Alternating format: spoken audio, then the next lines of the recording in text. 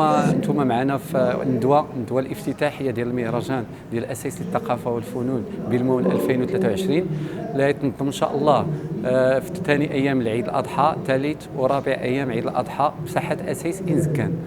طبعا هذه الندوه هي ندوه حول ايضا موروث بالمول والدور ديالو في التراث والتنميه المحليه. وكما كتشوفوا كيحضروا معنا مجموعه من الاساتذه. كيأطر هذه الندوه الاستاذ صابر طبعا العميد السابق ديال كليه ابن زور، ومجموعه كيحضروا معنا مجموعه من الاساتذه اللي كيهتموا بالتراث والميدان. وان شاء الله في اختتام هذه الندوه غتكون واحد الافتتاح ديال المهرجان اللي غنعرضوا فيه ايضا البرنامج ديال الايام الثلاثه.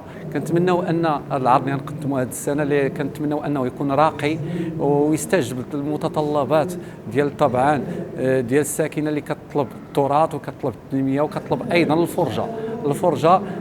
والحمد لله انه بداو كبار النجوم كيثيقوا في اساس وكيثيقوا في مدينه انزكان، وخصوصا انهم جايين عندنا الاحياء العتيقه، يعني هذا وهم مرحب بهم. كنشكر مجموعه من الناس اللي دعمونا في هذا المهرجان بحال المجلس الجماعي ديال انزكان، وايضا مجموعه من الاخوه ومن ضمنهم ايضا صحراء مول اللي استضفونا اليوم في هذه الندوه. وكنضرب لكم موعد ان شاء الله مع الفرجه في حي اساس. وشكرا. هذا مهرجان بالمول ديال جمعيه التلفاز والثقافه والتنميه الاجتماعيه بالشراكه مع الجماعه الحضريه. هذه النسخه 13 هذه السنه. حاولنا انه بما انه الدور 13 نعطيو واحد البرنامج اللي هو فني في المستوى يليق بساكنه انزكان وبالزوار ديال انزكان وبالناس الجاليه المغربيه المقيمه بالخارج اللي كتجي في العيد على قبل الاحتفالات ديال بالمول كارنفال.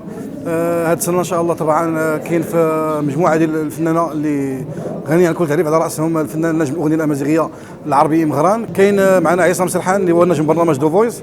كاين ان شاء الله معنا مجموعه ديال الفنانين اللي غنيه عن كل تعريف على الصعيد الجهوي الوطني. كاين مجموعه من الدكال، كاين مجموعه تايت لامان، كاين خالد الوعباني، كاين اوركسترا عزيز الزويني، اوركسترا بو النشاط، مجموعه الفقرات متنوعه.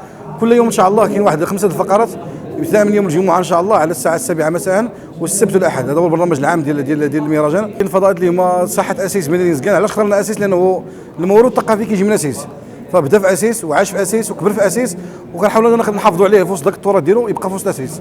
كنبغيو نشكروا كل من قدم يد المساعده سواء من بعيد ولا من قريب. كنشكروا الجماعه الترابيه لمدينه انزكان، كنشكروا طبعا مندوبيه الجهويه لوزاره الثقافه، كنشكروا صحراء مول بمدينه انزكان، كنشكروا المنابر الاعلاميه نتوما لانه بفضلكم كيوصلوا المعلومات وكنوصلوا الاخبار ديال المهرجانات.